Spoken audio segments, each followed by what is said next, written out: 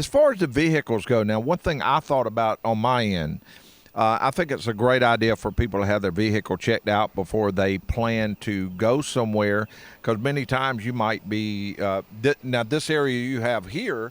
You're around a lot of other people. If you ran into any kind of vehicle problem, you'd have more than enough people that would help you in any way that they could. You can tell how friendly they are. But there's always a chance that you might be out in the woods somewhere, and you have your kayak loaded out in the water, and then you come back and you get back in, and the battery be dead. So I think it's a good idea to have a vehicle checked out. A lot of the things, if people wanted to, they could check out themselves. They don't. Some people are kind of handy with checking their own cars out, but it's a good idea before you go. Just look at the very minimum. Just look at your battery. I mean, Absolutely. If it's 4 or 5 years old, you might want to go ahead and get another one, because I promise you, it's not going to get better in time. No.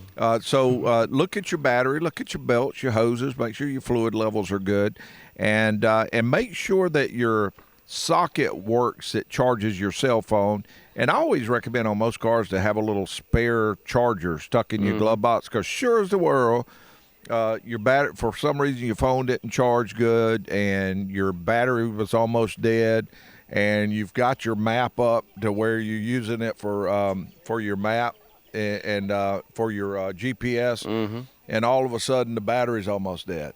Absolutely. And that's another thing. If you're taking a long trip out on the water, and you are using your GPS a lot, that's going to run your battery down considerably. So having one of those chargers, I've definitely, if I've done a multi-day trip or even a long trip during the day, I make sure that I bring a portable charger with me as well. Yeah, and they make those little an extra battery pack that you can plug into your phone to recharge your battery with. Absolutely. I ran into something like that. I was in Nashville last week, and when I was there, for whatever reason, my phone didn't charge good, and my phone just cut off, and I got it plugged in, and I was coming up on an exit, and with it, I said, "Oh no, I'm gonna pass my exit because I don't have any idea where to turn." The phone come to life 1 mile before the exit was there, and I said, "Boom!" And I got in there.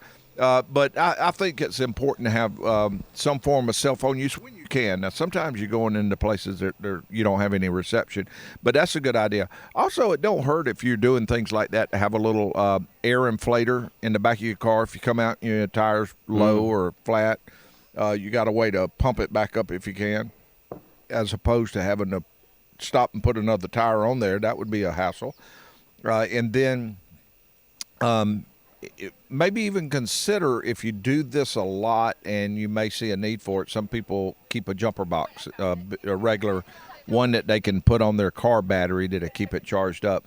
But just in short, look around for things that you can prepare for, so you can make every trip that you go to more enjoyable, because all it takes is little mechanical items to mess up a great trip. Yeah, absolutely. And you end up some sticky situations trying to find the put-ins for different river areas too. Like you said earlier, you might get to a spot that you're 5 miles from the